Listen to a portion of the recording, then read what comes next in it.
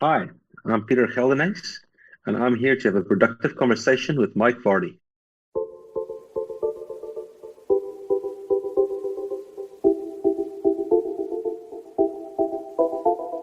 I'm really excited to bring this conversation to you today. A conversation featuring Pieter G, or PG, as we are kind of getting into things. And you'll hear that as we go through the conversation. Of course, one of the key elements to this podcast is to make sure I pronounce the name correctly. Peter's name is difficult to pronounce, so that's one of the reasons why I'm glad he did so off of the top of this episode. Now, Pieter was born in picturesque Stellenbosch winelands close to Cape Town, South Africa. An unfazed adventurer, he is the founder of Shoshin Walks, and we touch on that, and Luxury Safaris Southern Africa. He believes in personal transformation through the power of nature, and he's delivered his message on battling imposter syndrome on over 4 continents as a global speaker and facilitator. He's excited about the launch of his novel, Offsides, which we also get into during this conversation. So let's get to that conversation now. Here we go. Thanks for joining me for a productive conversation with PG, Pieter G. You know the drill. Here we go.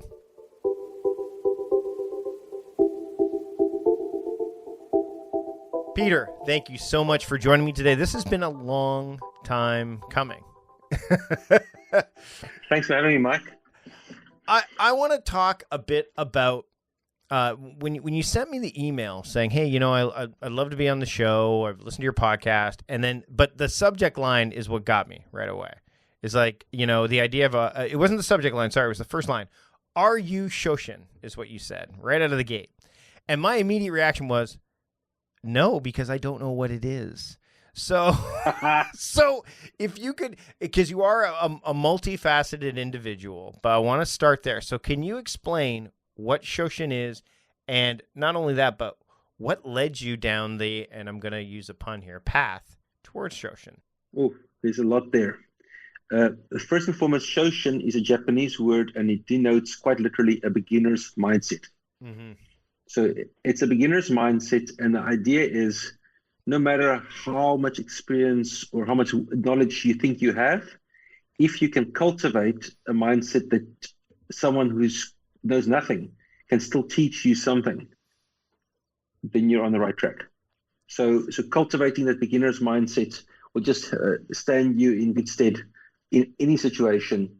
And my personal reference to it is back when I was 21, as a first-time waiter, I was treated with a lot of disdain by the senior waiters in the restaurant, which is unnecessary and unkind, right? And I always remember it because the new guy, everybody was the new guy at some point. So if you could be kind, right? And a pathway to kindness is, well, you know what, let's treat this new person that's new at this with respect, because they might know something that I don't, that I've forgotten. And we can all learn from it. When I explored this a bit deeper, once I read the email and said, okay, I want to talk to Pieter.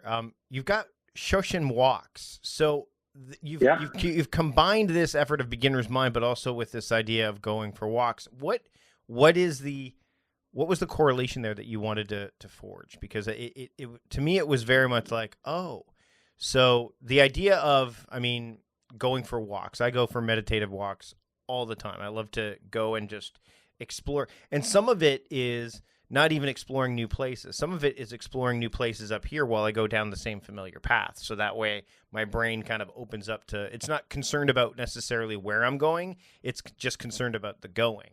So can we touch on the idea of this Shoshin Walks so that we, the listener is like, okay, so how do these correlate? Like how did Pieter say, this is where I want to bring Shoshin? This is an area I want to focus on. Well, Mike, I'm an entrepreneur, right? Among many other things, aspiring writer, starving writer, entrepreneur, all of that stuff. And entrepreneurs often start by solving a problem that they have, like trying to create a thing that doesn't exist, which they once solved. And what's happened to me is I have walked all over the world, right? I'm an adventurer at heart. And I've walked the Inca Trail, the Camino de Santiago. I've gone up Kilimanjaro. I've walked the Himalayas. Every time I go, something shifts. This time and the space of going on this walk shifts for me. And as I got further and further into this journey, I realized you can also shift things through process. Like I would always go to cultivated courses and where there's quite a strict protocol that enables magic of transition. And I was thinking to myself, what if I combined the two? Because the walks are organic, the nature, the walk, the effort, and the connectivity of being out there does the work of shifting something. And in the concrete jungle, to a degree, we can also cultivate those environments through intentional structural work. But what if we took a little bit of that structure and combined it with the magic that already happens at the walk, and see if we can next level that takeaway? And that's where that came from. You're an explorer. Like, you are, not just in terms of the physical sense, but like you said, you're an entrepreneur. You've got a lot of irons in the fire. You explored the Enneagram. Just before we started talking, you know, like you're a 7, and you go to your blog, and it's like all the numbers are there. I'm still trying to figure what I am. I come back and forth on it. I want to say I'm a 4, but I can't remember offhand. What have you always been? Can I link it? Can I link it in for you? Yeah, right. Sure. A 7. Sorry, and I don't want to interrupt, but a 7. No. Go ahead. Is enthusiastic visionary. So we're always on to the next thing. We are born explorers, born adventurers. But a 7 doesn't face pain. A 7 reframes, makes lemonade out of those lemons, and moves on.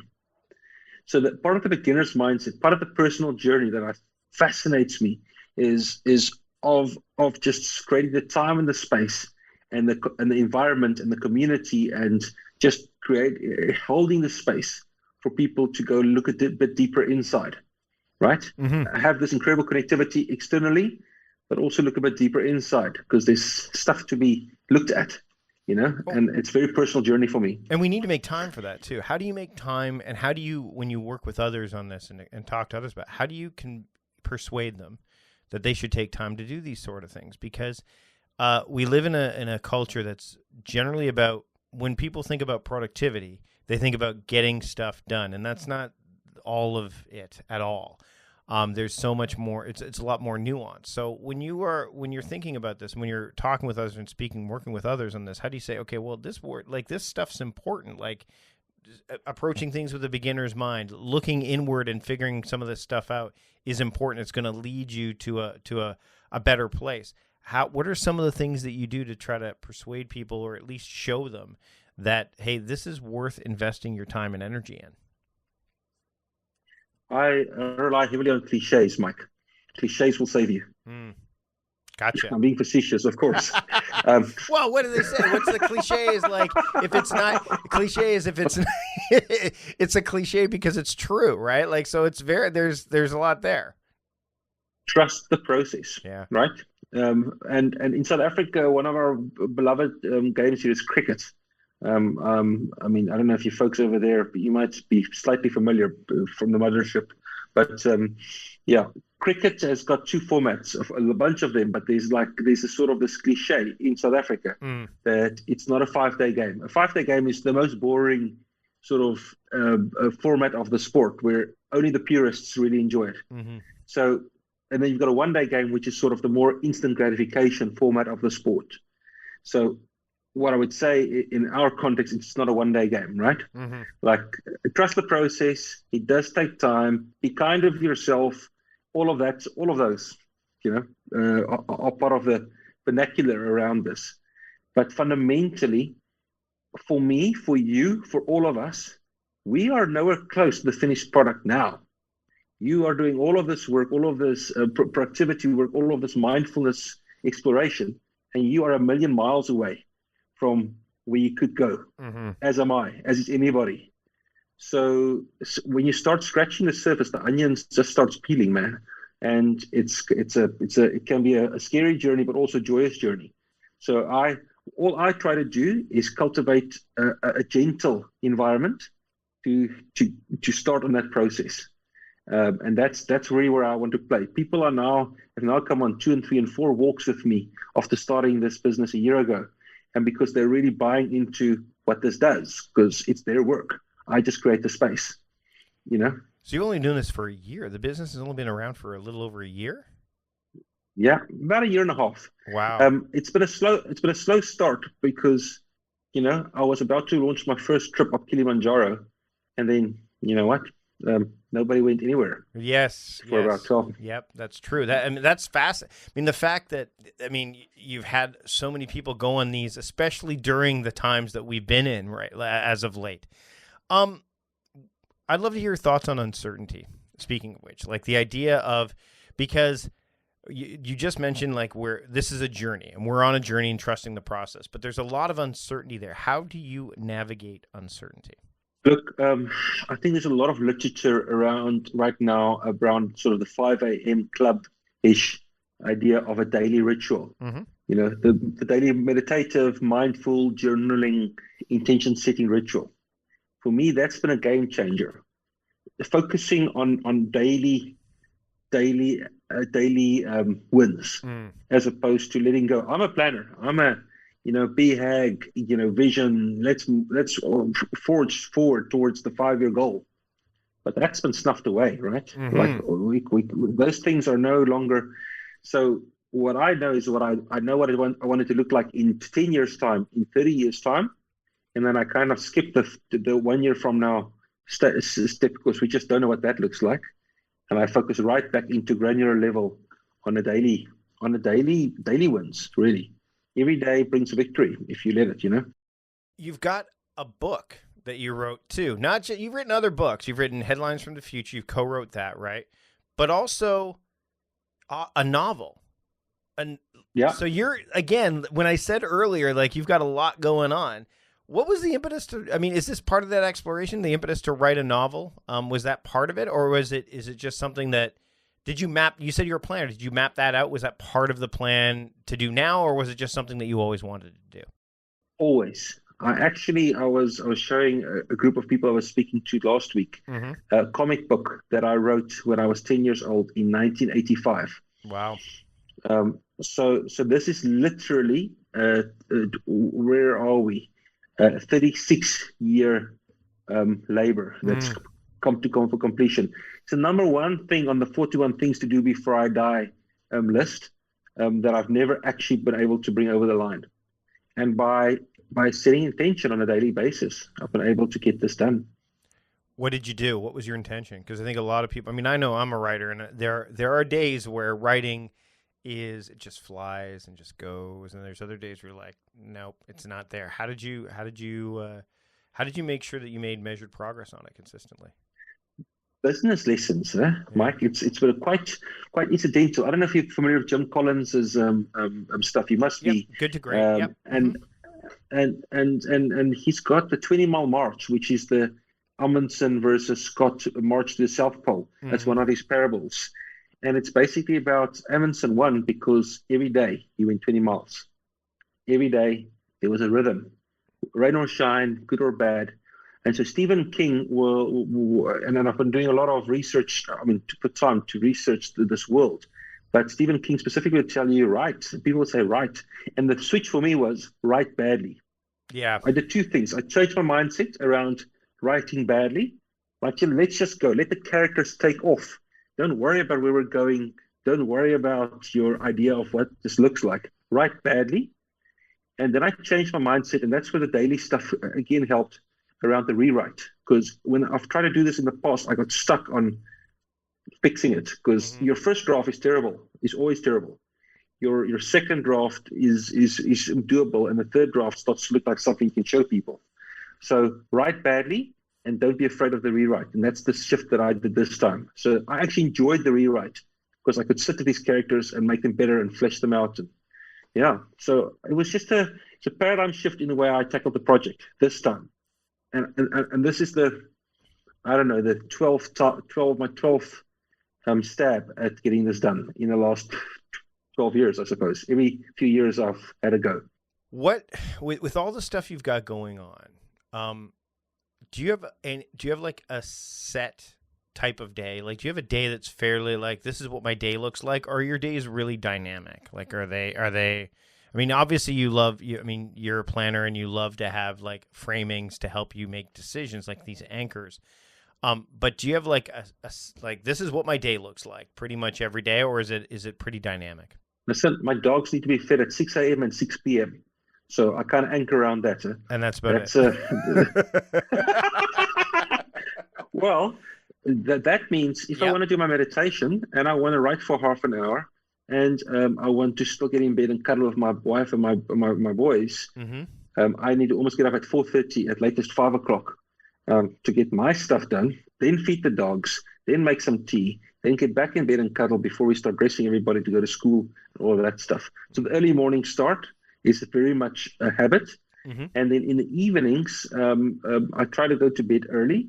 We like to drink a glass of wine, of course, in the evenings, but I try to moderate that, so you go to bed early and get the early morning done. The early morning is the productive time. I go outside.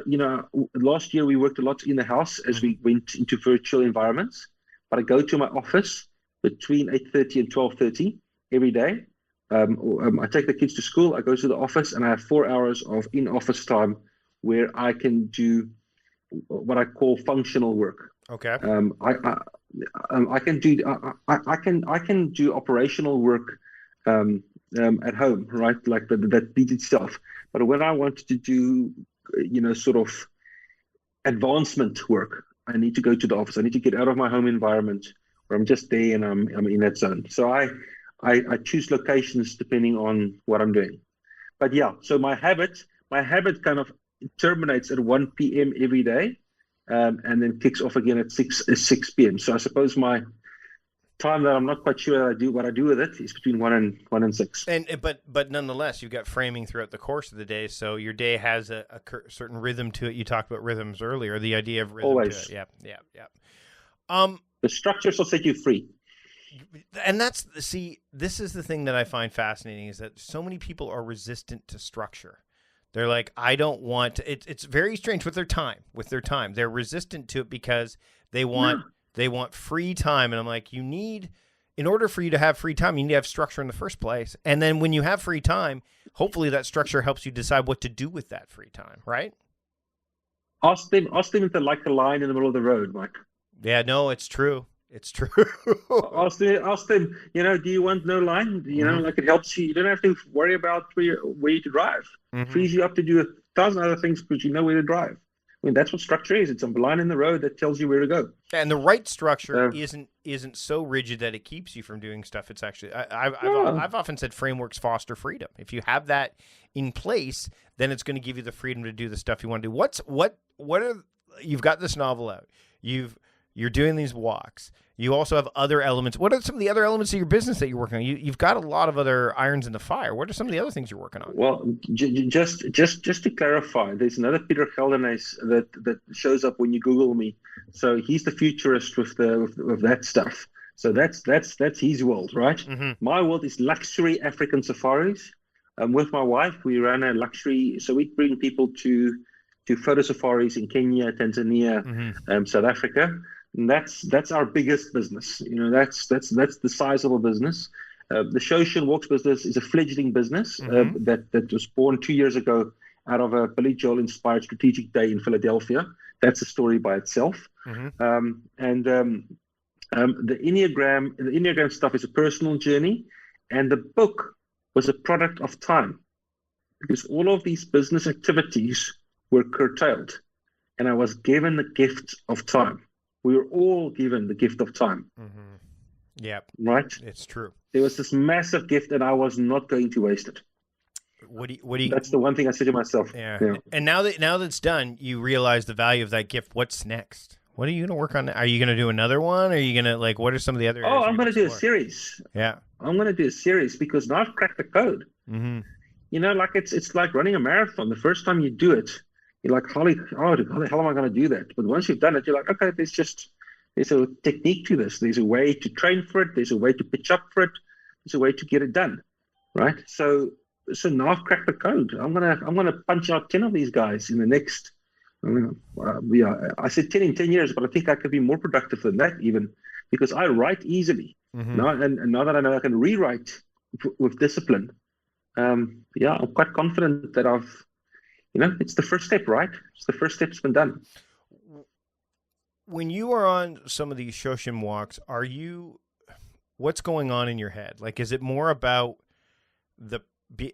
being present in that moment? I just want to shift gears back to that for a second. Is it about being present in that moment, or is it a lot going on when you're doing these, either on your own or with other people? Like, there's got to be some stuff that's happening that's, like you said, fueling some of this other stuff that you've been working on, some of your other business, some of the stuff with your family. Well, it's both, isn't it, Mike? So when I facilitate the walk on day 3, usually I ask people to spend the morning in silence. Nobody talk. I'm giving everybody permission to not talk at all and just walk in silence. And dude, it's magic, right? And what do you do with that space? So you can be fully present and just completely soak in where you're at, or you can take that space and kind of work it out in your head, whatever you're working out. And there's no right answer here. For me, I'm a fan of this technique called Wim Hof breathing. It's like shamanic breathing, breath hold. So I will find a spot on top of a hill with the ocean, and I will do a 20-minute breathing exercise either by myself or with those of the group that want to do it. And it is apex stuff. It is unbelievable. So I'll take the space for that, and I'll take a space to be fully present. But what I wanted to tell you is on the Camino de Santiago, it's inherent. The Camino is the way. That's literally what it means in Spanish. There was a movie called The Way that Martin Sheen and Emilio Estevez were in. Yep, I remember that movie. I would love to have a conversation with Emilio Estevez, because that movie completely reflects what the experience actually is. But the point of that movie, Mike, and the point of life is there's a cathedral over there. It's 800 kilometers, 500 miles away.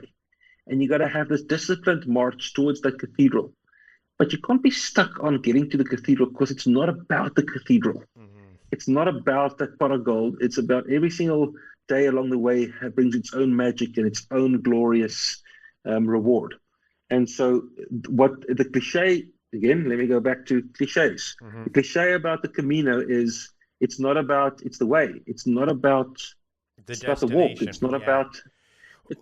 Getting there is great, but that's not what it's about. It's about getting there. Well, and the thing is to your point about the walk as well as the book, is when you finish something, and we know this, you finish it, you feel great, but then you eventually, that feeling wears off, and then you're like, well, now what? Now what's next, right? So it's like you said, it's the process, it's the pursuit, it's the journey, because when we were talking about time, and I was talking to a friend about this the other day. I said, it's about what we do with it along the way, because when we're out of time, we're out. Like, that's just it, and we don't necessarily know what that last moment is going to be. So we might as well make the most of every moment that we can along the way. And I think people get stuck with, like, I've got to get as much done as possible. Quantity has got nothing to do with it, right? It's to me, it's about, and again, my book is about this. The characters in my book is about, is your ladder leaning against the right wall, right? Are you clear on where you're going? And then once you're clear on where you're going, kind of work relentlessly and passionately towards getting there. But you know what? Don't be so obsessed and preoccupied with that you forget to be here. Right. To take this moment right now. And the Shoshin mindset, the beginner's mindset, is the curious mindset of all of the beautiful gifts that are right in front of you. And you just open up the channel to receive them, right? And I think that's my obsession, is just opening up the channel of both. It's a test of true intelligence, isn't it? Or true maturity is embracing those two opposite concepts. How can you be crystal clear about where you're going and what you want your life to look like, what you want the end to look like envisioning your funeral, like Kavi says, or like envisioning your 80th birthday party, and being crystal clear, and then park it. Yep. Park it, forget about it. Don't forget about it, be crystal clear, but then come back right here, right now, and be fully here. And that's what the Camino teaches you, right? Or all these walks, but the Camino specifically is this joyful journey of being present. And that's why I love these walks, and that's why I want to offer that gift to people, is it really allows for you to sink back into the here and now. Your mind will go nuts. Your monkey mind will take you all over the place. Yeah. Right? the monkey mind, especially if you're a 7, or people like us who've got, like when you do 400 podcasts, dude, you've got a lot of stuff going on yourself, right? It's proper, but yeah, that's fine. Go on a walk, have your mind go in a million directions. At some point, it will slow down. At some point, it's inevitable. It's inevitable. You can't fight it because it's organic and it's beautiful. One of the things that I've been doing as part of my daily walks is ever since I got obsessed with ducks, and I don't remember how at this point. I know I journaled it somewhere, but the idea of duck, when we hear the word duck, we don't just think of the waterfowl. We think of like get out of the way. But the term duck actually meant to plunge or pursue or go after. So it's very much it's opposing forces to a degree. But I would walk, and where I live is it's a walkable city. And I walked to this creek, and there are ducks there. And I can spend like hours there. Like I can just be there with them.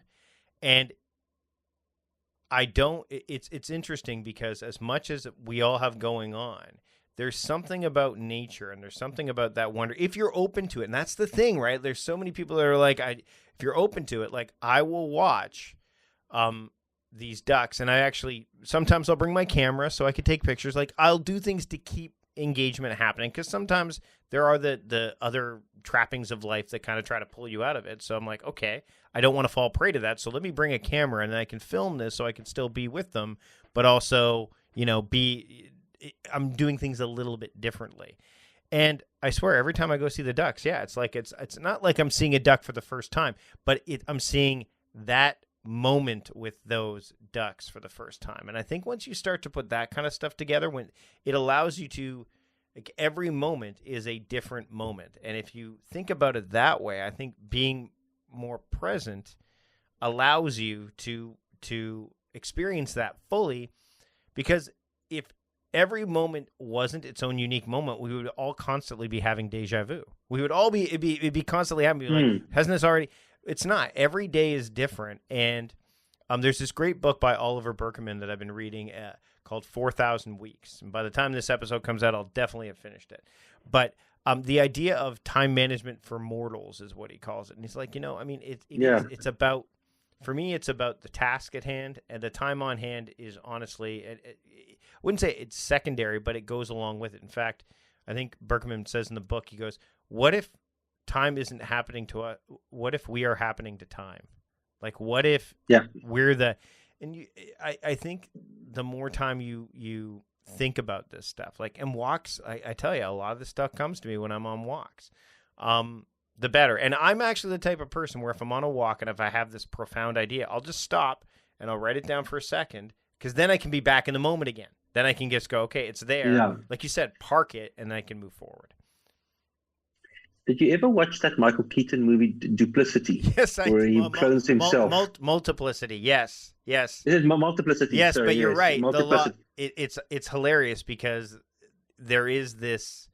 It should teach you lessons, but most people don't look at it that way. They look at it, but there's a lesson in that film.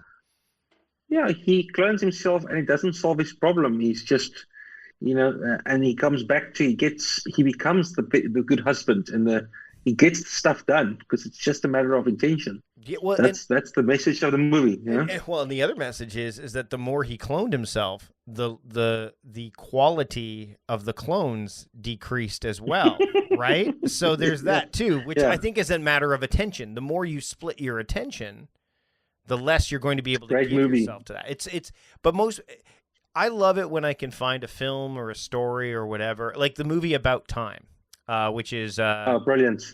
Because the movie starts off, and I mean, if you've not watched this movie yet, spoilers. The movie starts off where you're like, oh, this is a romantic comedy. This is what it is. Now, like, wait a minute, he's a time traveler. Now this is about. Now it's a movie, I think, that crosses over between several genres throughout the course of the film. I watch it every year, and I mean, and then the lesson at the end. Rachel McAdams, dude, I can watch anything she's in. Anyway, it's fellow Canadian. So the you're going to be writing more books. You're going to be, I mean, what are you adding more walks to Shoshin Walks? Or are you focusing on the ones that you have, like different destinations? It's been interesting because what I've built, because of it, I had to keep it local because of what's happened Right. in terms of access.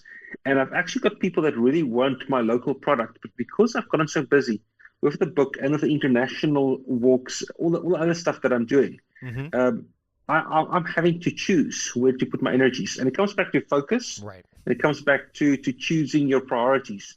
So my intention is to focus on those top 3 walks in the next 3 years. I have 2 walks in South Africa that I'll keep on offering, but Kilimanjaro, the Inca Trail, and the Camino are all walks with the potential to offer transformative experiences. And there are others, of course, all over the world that I'm going to explore in time. But for now, I'm going to go back to those walks and see if I can offer that experience to others, and then we will build on that over time. And the idea is to eventually, I suppose, always become the Uber of walks. Like my vision is, eventually, I will, what they do with Calm and Mind Valley and these kind of environments, bring in people that feel like I do, and have them help me cultivate the experience in a way that I don't even need to be present. I can give you a little bit of a 5-day process, and you can go off and you can have my voice in your ear if you wanted to, or read a book or whatever, and go for it. I'm sorry, but my dog just ran into the room. That's okay, no problem. We're pretty much wrapped up at this point, because I want to be respectful of your time and the listeners' time here as well. But where can people keep up with you and your work, and where can they get the new book? So the book is on Amazon, and I'll send you the link so you can put it in your backlinks. It's on Amazon. It's on Kindle. You can buy it on Amazon, print on demand. It's also available on my website, pgtops.com/offsides. Yep, Offsides. pgtops.com. Offsides, a story of romance, rugby, and chasing your dreams. That is correct, sir. It was a lot of fun to write this stuff. And I won't give it away, but there's some saucy stuff in that which was awkward when my mom was one of the proofreaders, but we won't go into it. So you can find me. You can find the book on pgtops.com/offsides. The walks are on shoshinwalks.com, which is my business website. PG Tops is my personal stuff that I do. And then I'm on LinkedIn you can find my LinkedIn, PG Geldenhuys. You can find me on Facebook under that same handle, and I'll supply you with those backlinks as well. Thanks for having a productive conversation with me today. It's been a lot of fun. Now go play with your dog. Yeah, he's just woken up. Sorry about that. It's all my priorities. Thank you so much, Mike. Thanks for having me, and take care, bud.